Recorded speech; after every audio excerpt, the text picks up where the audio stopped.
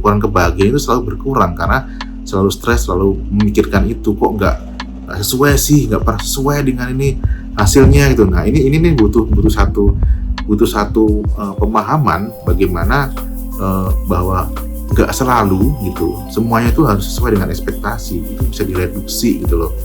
Bagaimana caranya gitu ya, tentunya ya dengan memahami pola-pola itu.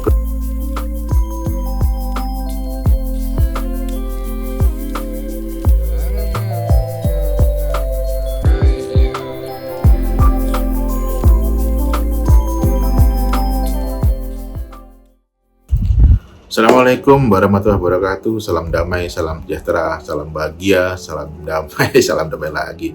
Om Swastiastu, ketemu lagi dengan saya Yahri Fandaru di channel Sinau Urip, channel yang membahas tentang hikmah kehidupan, cerita-cerita yang mungkin bisa jadi dari saya sendiri maupun teman-teman yang bisa jadi lebih menarik.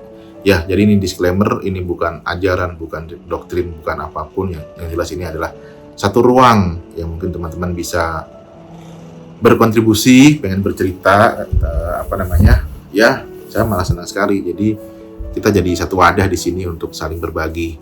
Baik, kali ini mungkin balik lagi ke tema sebelumnya sih sebenarnya tentang, karena ada yang nanya juga tentang membedakan antara masalah atau maksudnya tuh yang bahagia seperti apa, yang menderita seperti apa, tuh bagaimana cara meminimais itu gitu ya. Jadi sebenarnya ya ini balik lagi ke tentang tema digunakan oleh pikiran sebenarnya. Oke lah, nggak apa-apa, kita bahas balik situ lagi. Jadi baik, mungkin begini ya, kalau saya, ini hanya opini, pandangan saya sih sebenarnya. Ketika kita hidup itu kan sebenarnya memang selain kita sudah diinstal dengan human design seperti apa, ada orang yang perfeksionis, ada yang orang cuek atau biasa aja, ada ya yang tengah-tengah gitu. Jadi nggak terlalu memperhatikan sesuatu yang mungkin nggak sesuai dengan ekspektasi kita gitu. Jadi kalau orang perfeksionis kan cenderung apa-apa harus benar-benar perfect gitu, sesuai dengan idealismenya gitu.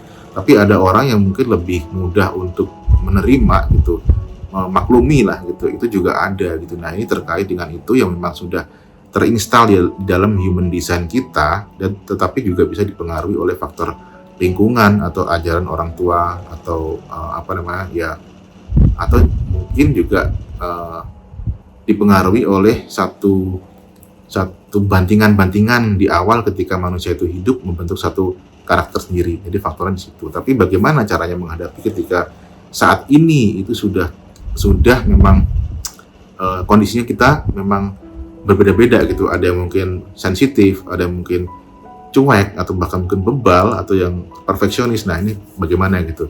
Nah ini terkait dengan faktor ukuran kebahagiaan dan penderitaan seperti itu. Baik, misalkan begini ya, kita mulai dari tipe orang yang perfeksionis gitu.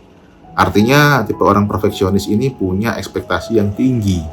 Paling tidak itu sesuatu harus mendetail, harus sesuai dengan idealismenya, dan cenderungnya mungkin ya gampang terkena stres, depresi, atau ya overthinking gitu, karena nggak semua hal itu yang dia inginkan atau dia idealkan tuh nggak terjadi, nggak tercapai gitu. Nah ini akhirnya kan seperti ini bisa mereduksi kebahagiaannya gitu. Ukuran kebahagiaan itu selalu berkurang karena selalu stres, selalu memikirkan itu, kok nggak sesuai sih, nggak pernah sesuai dengan ini hasilnya gitu. Nah ini nih butuh satu pemahaman bagaimana bahwa nggak selalu gitu semuanya itu harus sesuai dengan ekspektasi. Itu bisa direduksi gitu loh. Bagaimana caranya gitu ya, tentunya ya dengan memahami pola-pola itu. Misalkan contoh nih, aduh kenapa aku kok jadi sakit ya karena memikirkan hal ini gitu. Harusnya nggak selalu semuanya tuh sesuai yang aku idealkan gitu. Jadi belajar untuk mudah memaklumi segala hal itu bisa mereduksi itu gitu. Jadi nah lalu bagaimana bisa bahagia kalau nggak sesuai ekspektasi itu? Justru itu, ketika kita bisa memaklumi, belajar perlahan, kebahagiaan itu akan muncul dengan sendirinya. Artinya ya ada rasa tenang, vibrasi tenang yang memunculkan rasa bahagia. Itu kan terkait dengan produksi hormon. Saya lupa hormonnya apa sih. Nah, bagaimana caranya? Macam-macam sih. Mungkin bisa direduksi dengan cara melakukan hal-hal yang lebih mudah yang kita suka. Otomatis kan memunculkan hormon itu ya. Saya lupa hormonnya apa. Tapi yang jelas ketika misalkan nih, gampangnya gini lah, suatu contoh kasus gitu. Ada seorang bekerja sebagai mungkin seniman gitu ya. Dia udah berkarya sangat detail, orang perfeksionis kan gitu ya. Detail segala macam bla bla bla. Tapi nggak pernah puas dan nggak pernah dapat apresiasi misalnya kayak gitu. Itu kan pasti ada, wah, gila gua udah capek-capek gambar begini, masih udah mikir bikin begini, tapi kok nggak dapat apresiasi yang bagus, misalkan kayak gitu contohnya gitu.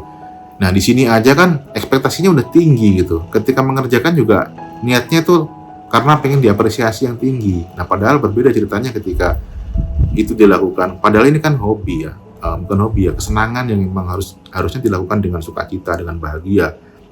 Otomatis ketika melakukannya aja udah bahagia, artinya mau diapresiasi seperti apapun udah nggak efek lagi, berarti kan udah bahagia di situ. Nah atensinya ini mesti diubah gitu, jadi nggak selalu memikir tentang hasil atau pencapaian atau kesempurnaan, tapi proses yang kita nikmati itulah yang memunculkan kebahagiaan, yang akhirnya ekspektasi tadi itu ya mungkin semakin lama semakin hilang gitu. Nah, itu hanya opini saya ya. Karena saya lebih gampang melakukan itu gitu. Jadi misalkan contoh kalau saya sendiri tuh ya udah aku gambar sebegini aja. Ngapain aku capek-capek gambar yang memikirkan konteks yang gak aku sukai itu. Ya saya lebih suka melakukan hal-hal yang seperti ini karena emang saya tahu ini membahagiakan gitu. Ya udah saya lakukan itu. Jadi ya udah saya lakukan dan itu otomatis memunculkan vibrasi yang bahagia dan gak butuh penilaian orang seperti itu. Akhirnya ya bebas gitu. Terserah mau dinilai seperti apa, aku udah bahagia. Nah itu seperti itu. Jadi ukuran kebahagiaan itu ya memang kita sendiri yang menentukan, itu bukan dari luar diri kita. Dan bagaimana cara kita memberikan perhatian itu dinilai ini udah cukup bahagia kok gitu, nggak perlu ditambah lagi ekspektasinya. Kalau ini cukup bahagia ya sudah seperti itu. Nah ini kan kondisinya kan tadi kondisi yang biasa menjadi bahagia. Lalu bagaimana ketika kondisinya ini di bawah, artinya itu misalkan contoh mengalami satu masalah. Nah ini tantangannya di sini nih, mengalami satu masalah ini kan juga sebenarnya emang challenge ya. Challenge-nya itu kalau kita biasa mengejar sesuatu itu rasanya nggak usah kejar lah, di sini aja udah cukup gitu. Tapi kalau tiba-tiba kita jelek gitu, dikasih kekurangan, mungkin ada sesuatu yang membuat kita itu lebih menguras tenaga gitu. Misalkan tiba-tiba ya bukan kita sendiri, misalkan anggota keluarga kita sedang sakit mungkin atau sedang istilahnya mau nggak mau memaksa kita itu menguras energi ya, karena emang biarpun kita dibilang mungkin present moment untuk diri sendiri, tapi karena faktor luar ini terjadi sesuatu yang ketidakseimbangan atau penderitaan, otomatis kan kita jadi ngikut ngerasa tidak seimbang gitu loh. Gampangnya itu ya ada orang sakit mungkin atau ada orang terkena musibah, itu kan pasti kita akan berakibat empati kita akan merasa ke sana. Nah, ini bedanya empati dengan larut dengan empati itu sangat berbeda gitu. Jadi misalkan begini, mungkin ini seolah-olah itu terlihat kejam ya, tapi sebenarnya ini harus dilatih. Misalkan ada satu anggota keluarga yang sedang sakit gitu misalkan tuh ya, atau ya sama-sama kita butuh biaya misalkan segala macam bla bla bla, itu bagaimana caranya mensikapi agar itu nggak terlalu overthinking. Nah ini perlu latihan yang gampangnya ujian lah gitu. Bagaimana kita di-challenge oleh ujian itu gitu. Ujian kehidupan tuh ya biasanya kan memang ditaruh di bawah gitu ya, kok jadi blur ya. Nah, intinya itu pertama yang keluar itu adalah rasa mungkin sedih gitu ya, atau mungkin ya gampangnya sedih lah atau menderita. Nah, ini yang paling penting itu kita telan dulu gitu, letting in ya. Kita telan dulu rasa itu. Telan, iya sedih, aku sedih kok. Aku ngerasakan ini, aku konfirmasi bahwa aku menerima ini gitu. aku terima kesedihan ini gitu, telan sampai benar-benar bisa menerima. Acceptance-nya itu harus mulai belajar lebih accept dengan apapun. Oke, aku terima gitu. Setelah diterima, pasti kita akan merasa tenang. Nah ini karena kita udah menerima, otomatis kan vibrasinya kan tertarik kan lebih tenang gitu. Itu sudah hukum alam gitu. Karena kita udah menerima. Kalau kita nggak menerima, berarti kan kita berantem, menolak rasa itu gitu loh. Nah kita terima, akhirnya oke, aku sedih. Ini biarkan, ini hadir, aku terima. Nah setelah kita tenang, akhirnya ketemu solusi gitu. Nah masalahnya apa? Misalkan masalah tentang nggak ada duit buat berobat atau apalah gitu. Misalkan gampangnya nggak ada uang yang cukup untuk berobat misalnya kayak gitu. Kita tenang dulu. Ya sebenarnya ini lebih ke tenang, ini sebenarnya kita memasrahkan ya, berserah diri gitu, menyerahkan semuanya kepada yang maha hidup gitu. Otomatis ketika kita menerima, itu juga kita menerima vibrasi yang sama. Mungkin memang nggak logis, tapi ini logis. Karena apa? Energinya itu menarik gitu. Kita tenang, lama-lama bahagia. Bukan bahagia, tapi tenang dulu, netral. Nah ketika kita netral, itu akan menarik energi yang salah satunya juga rezeki. Itu sangat sering terjadi. Dan gampangnya ketika saya nggak punya duit itu cuman duduk diem ngeliatin pohon sambil ngerokok misalnya kayak gitu-gitu, aku terima ini, belum ada, aku terima, itu tiba-tiba datang dengan sendirinya. Nah otomatis kan masalah terselesaikan gitu, misalkan bisa bayar uang rumah sakit misalkan, seperti itu. Nah caranya kalau saya pribadi itu seperti itu gitu. Jadi bagaimana cara mencikapi rasa yang kurang mengenakan tadi atau kesedihan tuh, memang kita telan dulu, kita terima dulu, kita accept dengan nerimo ing pandum, lalu barulah itu tereduksi rasanya, hilang dengan sendirinya, lalu muncul solusi yang memang datang dari perasaan atau vibrasi yang kita keluarkan tadi itu. Jadi keberserah dirian total surrender itulah. Nah mungkin bisa jadi dipandang, berarti kamu nggak berusaha dong gitu kan. Nah, berusaha ini beda. Berusaha itu seperti apa? Jadi, berusaha itu apakah kita ngoyo, kita pinjam uang sana sini dengan perasaan yang kacau, itu nggak akan ada gunanya. Tapi ketika kita berusahanya itu mungkin ya, kita tetap bekerja dengan menikmati pekerjaan itu, mencintai pekerjaan itu, lalu kita berserah diri, sudah pasti itu biarpun sekecil jizarah pun, energi kebaikan itu pasti akan tertarik gitu. Bahkan berkali-kali lipat, itulah konsep pahala.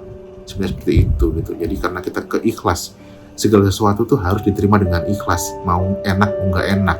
Nah akhirnya ini tercipta rasa yang damai, yang tenang, yang akhirnya kita bisa melihat segala sesuatu tuh biasa aja gitu. Mau bahagia mau sedih akhirnya biasa aja, karena sudah berulang-ulang terjadi. Dan setelah itu yang namanya harmoni itu berarti kita bisa merasakan yang enak dan gak enak itu sama gitu loh, harmoni, seimbang. Nah seperti itu kira-kira.